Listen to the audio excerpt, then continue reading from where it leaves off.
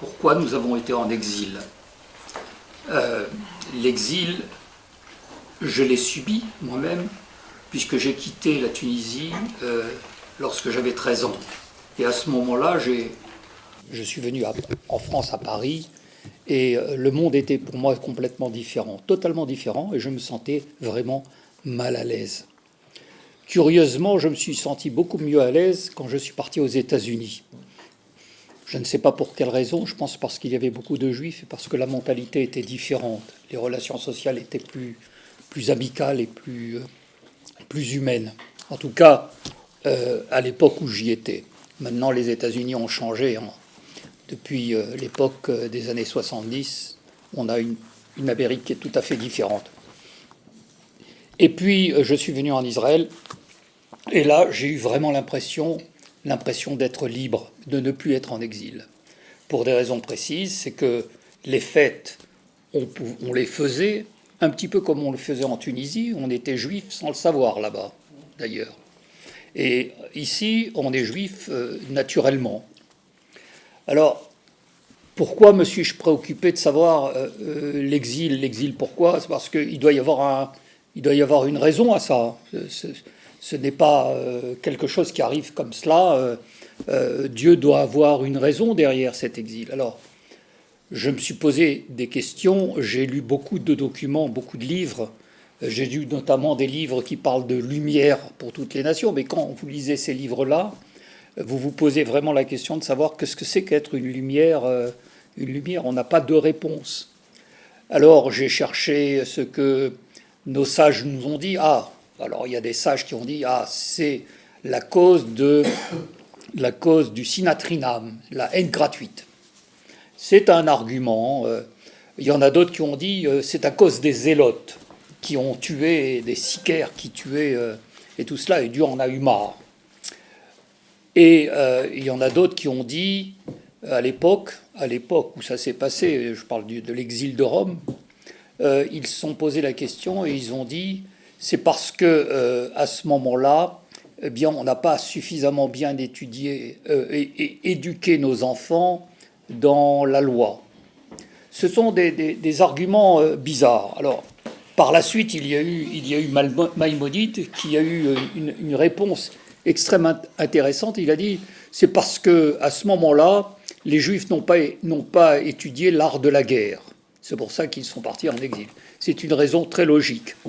Le Maharal de Prague, quant à lui, dit il y a quelque chose de troublant là-dedans, parce qu'on dit que c'est parce qu'Abraham n'a pas agi très bien et qu'il a créé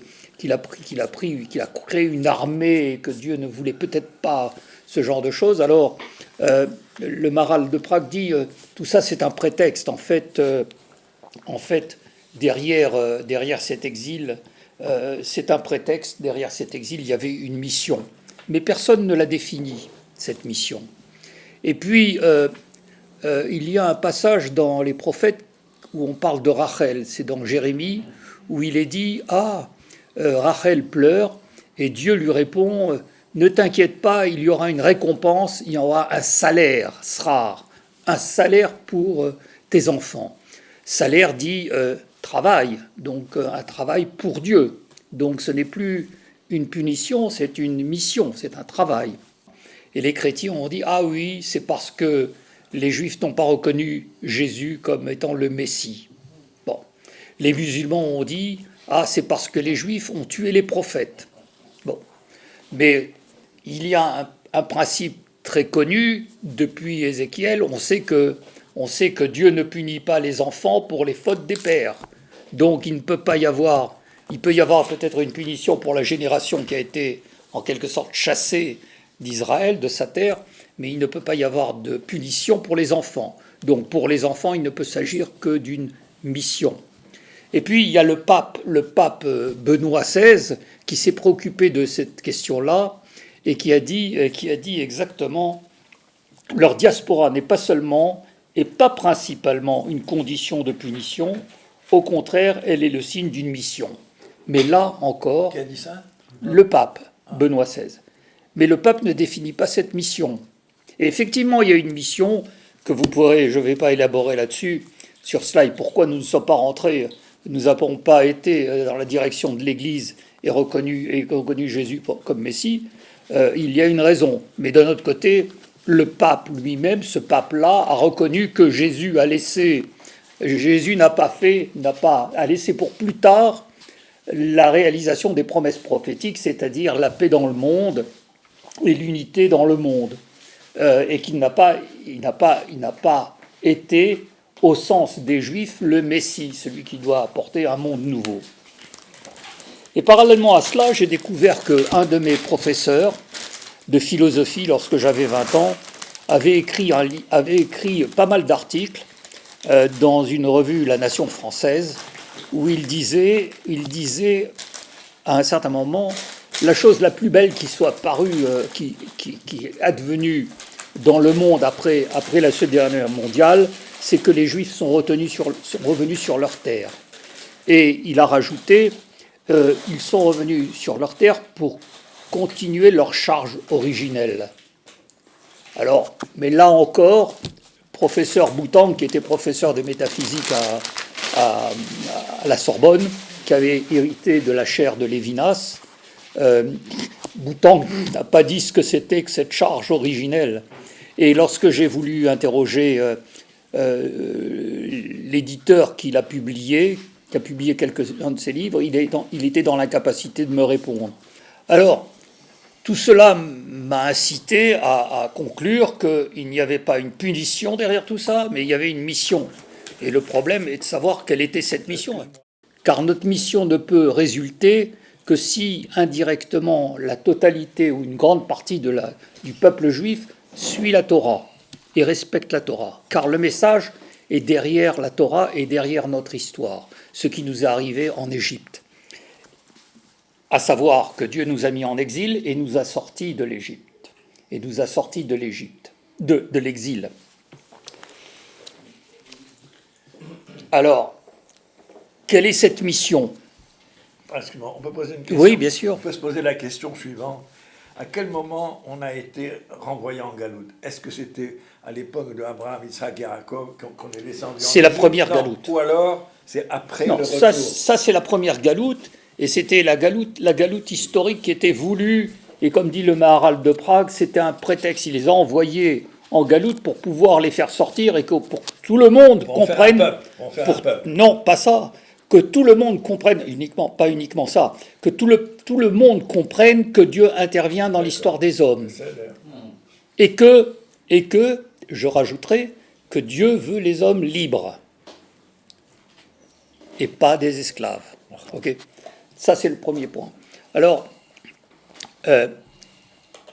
quelles sont nos fêtes à l'heure actuelle ? Les fêtes juives, c'est Pessah, c'est la sortie d'Égypte, c'est Shavuot, c'est le don de la loi, et puis la troisième fête qui est la consécration, c'est Sukkot, où alors on est sous notre tente, et on est heureux en quelque sorte d'être là. C'est-à-dire que Dieu nous a donné la liberté, c'est le premier précepte, liberté, l'égalité, c'est-à-dire qu'il n'y a personne on est tous égaux devant la loi, il n'y a personne qui est au-dessus de la loi ou en dessous de la loi, ok ? Et ces deux composantes nous permettent aux hommes d'être heureux, en quelque sorte. C'est-à-dire que si Liberté, égalité, fraternité. non, pas fraternité. Fraternité, c'est très intéressant ce que tu dis, parce que ce sont des préceptes que nous avons transmis, et principalement à la France. Et puis, on dit bien que Dieu, on est heureux comme Dieu en France. Maintenant, essayons de voir comment Dieu s'est comporté au moment de la sortie d'Égypte, pour avoir d'autres notions, d'autres précisions sur la mission, en quelque sorte. Parce que la mission, elle doit résulter d'un exemple, vraisemblablement. Alors Dieu a agi comment ? Dieu, d'abord, il veut que les hommes soient libres. Il veut qu'il y ait une loi égale pour tout le monde, qu'il n'y ait personne qui soit au-dessus de la loi ou en dessous de la loi. Hein. On trouve certains principes dans les démocraties actuelles. Ce sont deux principes qui existent. Ensuite, Dieu a agi avec les Juifs avec chesed, c'est-à-dire bonté. Il aurait pu se désintéresser complètement. Donc indirectement, nous devons agir avec autrui, avec bonté. Dieu a fait preuve de responsabilité. Il a fait preuve de responsabilité vis-à-vis des Juifs dans leur généralité. Et,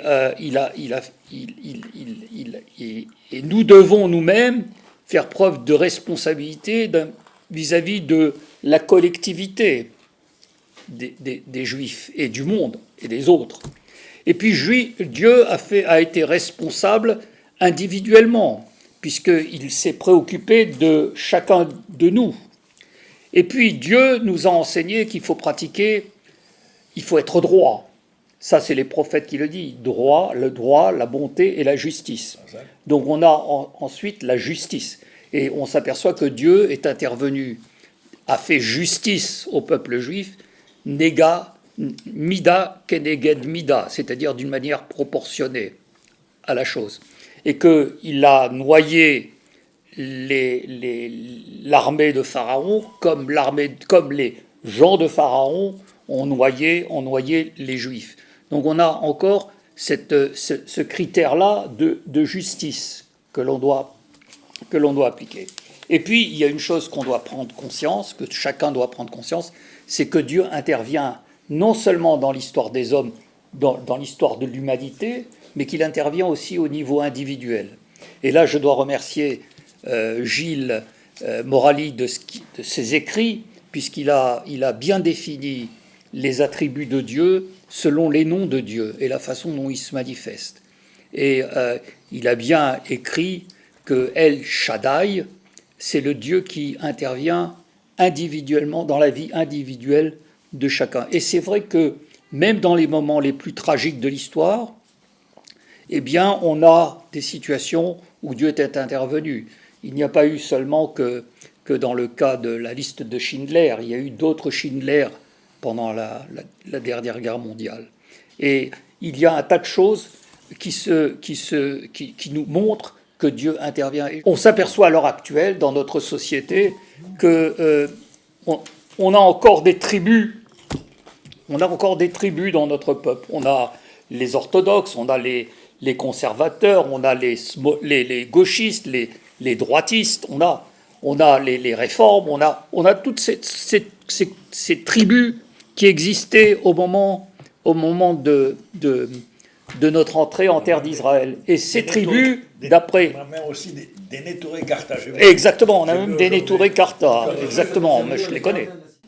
Alors, l'autre phénomène qui se reproduit, c'est que on a une situation qui est la suivante, c'est qu'on a donc des tribus, et en fait, il y a une sorte d'anarchie dans ce pays, à l'heure actuelle.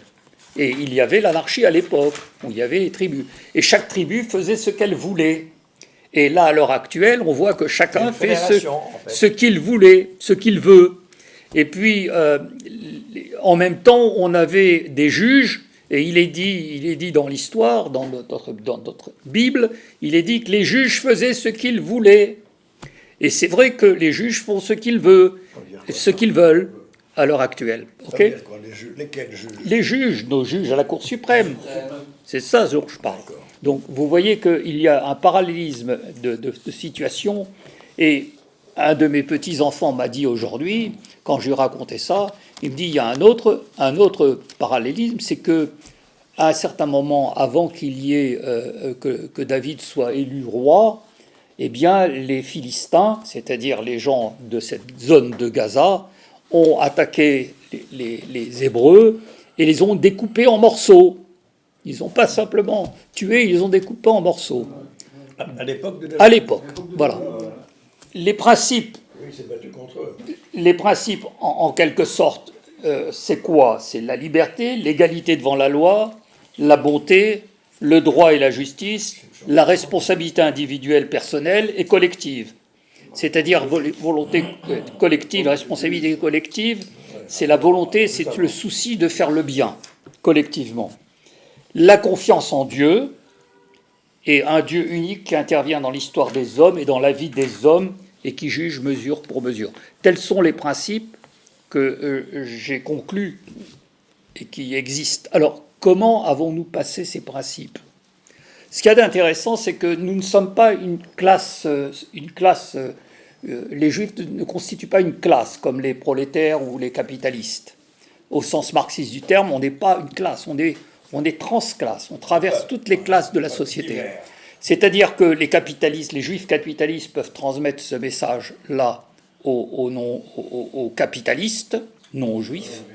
Les orthodoxes le transmettent indirectement à l'intérieur de la société, ils constituent la matrice, en quelque sorte. C'est-à-dire celle qui produit les Juifs qui respectent la Torah et qui s'étendent un petit peu partout dans la société. Et puis il y a les conservateurs qui parlent avec des non-juifs de cela, et il y a même les enfants, les petits-enfants, qui parlent avec les petits-enfants qui ne sont pas juifs de ces principes-là. Et comment ces enfants et toute la classe de la société apprend ces principes? Eh bien, ils apprennent sans s'en apercevoir au travers de la Haggadah de la sortie d'Égypte. C'est-à-dire que chaque année, recommençant le même processus de se réappropriant l'histoire de la sortie d'Égypte, ils apprennent tous ces principes-là et peuvent les transmettre dans la société. Alors, maintenant, il faut savoir qu'il y a eu plusieurs causes d'exil. On peut dire qu'il y a eu l'exil d'Assyrie, en Assyrie, c'est-à-dire toute la zone de Samarie a été conquise par les Assyriens. Il y en a certains qui sont partis d'ailleurs un peu plus haut. Dans la Bible, il est dit que pour les causes de l'exil, il est dit qu'ils pratiquaient l'idolâtrie. C'est pour ça que Dieu s'est fâché et les a renvoyés là-haut. Et Dieu les ayant envoyés là-haut, il y avait des gens bons qui ont là-haut, c'est-à-dire dans le nord. Dans le nord. Bon. Et ensuite, il y a l'exil de Babylone et des Mèdes, des Mèdes d'abord, ensuite de Babylone et des Perses. Et là, dans l'exil des Perses, on dit que c'est parce que Dieu en avait marre de voir les massacres qui se sont produits sur la terre, et il les a chassés. Mais il y a une autre version qui résulte des prophètes, qui dit que, étant donné que les Juifs n'ont pas respecté la Shemitah, c'est-à-dire le repos de la terre, pendant un certain nombre d'années, pendant 400 ans en fait, eh bien ils ont été là-bas pendant 75 ans. Et c'est vrai qu'au bout de 75 ans, eh bien ils ont été autorisés par le roi des Perses, qui s'appelait Cyrus, à venir en Israël. Alors il y a le dernier exil, c'est l'exil de Rome. Alors là, on peut, comme on a vu tout à l'heure, quelles étaient les causes de cet exil. Bon, et il ne faut pas oublier qu'il y a eu avant ça l'exil des Séleucides. Les Séleucides, c'était des Grecs qui vivaient du côté de la actuelle Syrie et qui ont, pendant 100 et quelques années, presque 200 ans, hein, à contrôler. Et c'est cela, exactement. Il faut savoir que les Juifs de Judée qui ont été pris par Nabuchodonosor dans le nord, eh bien là-bas, il y avait, c'est très bizarre, mais il y avait la cité des Juifs, la cité des Arabes, la cité d'autres peuplades, comme ça, ils vivaient ensemble. Okay, plus ou moins en bonne harmonie. Il y avait des agriculteurs, il y avait des musiciens. Tout ça, ça résulte de recherches archéologiques qui ont prouvé cela. C'est assez intéressant de voir qu'en fait, ces gens-là n'étaient pas forcément en exil, ne ressentaient pas l'exil proprement dit. Ils vivaient ensemble, en communauté, parce qu'à ce moment-là, ils pensaient créer un monde, les dirigeants pensaient créer un monde qui permettrait à tout le monde d'exister ensemble avec ses particularités. C'est assez bizarre. Je parle de l'exil des Judéens. Alors, maintenant, la question est de savoir ce qu'on fait ici. Pourquoi Dieu nous a ramenés ici? C'est une bonne... Alors notre mission, c'est de faire passer ces messages et de les appliquer autour de nous, de les passer au monde entier. Maintenant, on n'a pas pu passer un certain nombre de messages parce qu'on n'était pas une majorité. Comment veux-tu faire passer le message du chesed et le message du Dieu unique quand tu es dans un monde un monde qui a encore des traces de paganisme? Donc le seul moyen, en quelque sorte, pour Dieu de montrer cet exemple-là, de montrer l'exemple de son programme, en fait. Son programme, c'est de revenir sur la terre. Et sur la terre, notre travail, c'est d'appliquer cela. Mais or, à l'heure actuelle, et depuis 75 ans, on ne sait pas réellement ce qu'on fait sur notre terre. On est perdu. Alors, donc vous voyez ce phénomène-là. Hazal devait savoir ça, nos sages devaient savoir ça, mais ils ne nous l'ont pas dit. Et ils avaient bien raison de ne pas le dire, parce que s'ils nous avaient dit, on aurait soit déserté, soit on aurait été tué par les... Pourquoi on ne veut pas remplir notre mission sur Terre? Non, mais on l'a rempli en grande partie. Parce que si tu regardes bien, on est l'élément on est le frein à toutes les dictatures. Tous ces éléments-là sont un frein à toutes les dictatures. C'est pour ça qu'on nous en veut. C'est pas parce qu'on est juif, parce qu'il y a des juifs blancs, il y a des juifs jaunes, il y a des juifs noirs. Donc ce n'est pas une question de race proprement dit, c'est une question de message. Okay, et ils le savent. Même les bouddhistes le savent. Alors, même les persécutions étaient nécessaires, aussi bizarre que ça puisse paraître. Pour quelle raison? C'est qu'on avait la possibilité, même dans les ghettos, il était nécessaire, parce que dans les ghettos, on se reconstituait, on se reformait une unité, et après, on pouvait ressortir des ghettos et transmettre ça. Même cela était sous le contrôle d'Akadosh Baruch Hu, contrôle de Dieu. Alors, qu'est-ce qu'on doit faire ici? On doit prendre conscience, avoir confiance en Dieu. Bien sûr. Et arriver à convaincre, à démontrer au peuple que Dieu intervient dans l'histoire. Et arriver à travailler là-dessus, à démontrer ceci, à démontrer au peuple que Dieu intervient dans l'histoire de l'humanité. Ouais. Ça aussi, c'est un de nos travaux. Le droit et la justice, être yachar, c'est une histoire de comportement, de droiture. Là, j'allais dire, il y a des droits et il y a des non-droits. Il y a le libre arbitre, et Dieu a besoin du libre arbitre pour juger les hommes, et en même temps, le libre arbitre va à l'encontre de cette affirmation. Donc, on a également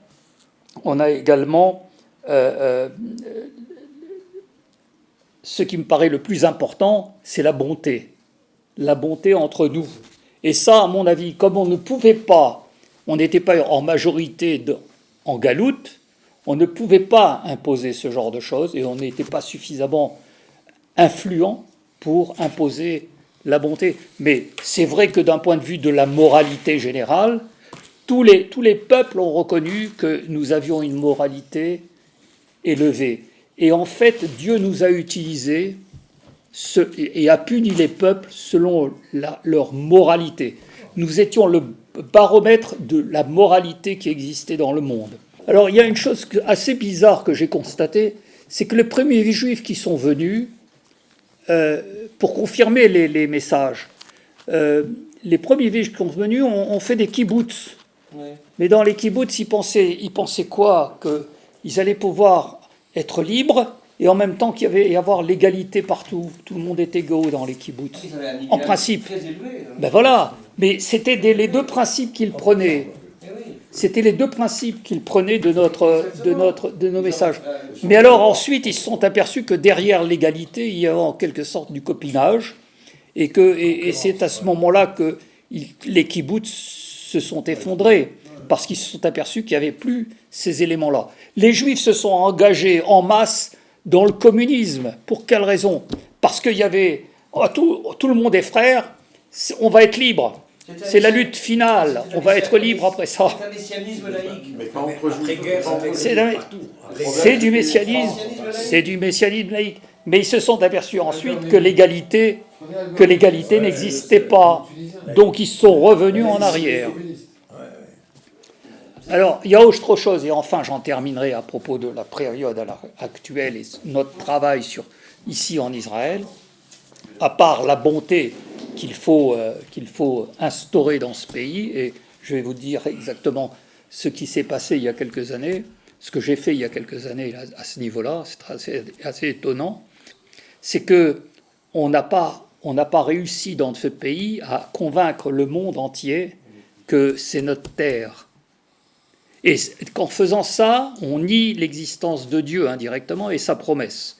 C'est-à-dire que Dieu nous dit, vous devez rentrer, vous venez, et puis nous ne rentrons pas et nous ne faisons pas, et nous disons, nous allons rendre la terre pour avoir la paix, alors que la paix, c'est lui qui l'a fait. Alors, la bonté. Alors, est-ce que vous avez imaginé ce que pourrait être notre monde, notre société, si on pratiquait la bonté? Alors, la bonté à l'école, sans paraître stupide, hein, sans être un frayeur, comme on dit, sans être comment on dit frayeur? Un pigeon. Il faudrait appliquer la bonté sur la route, par exemple, dans les écoles, dans les administrations, dans les entreprises, dans les industries.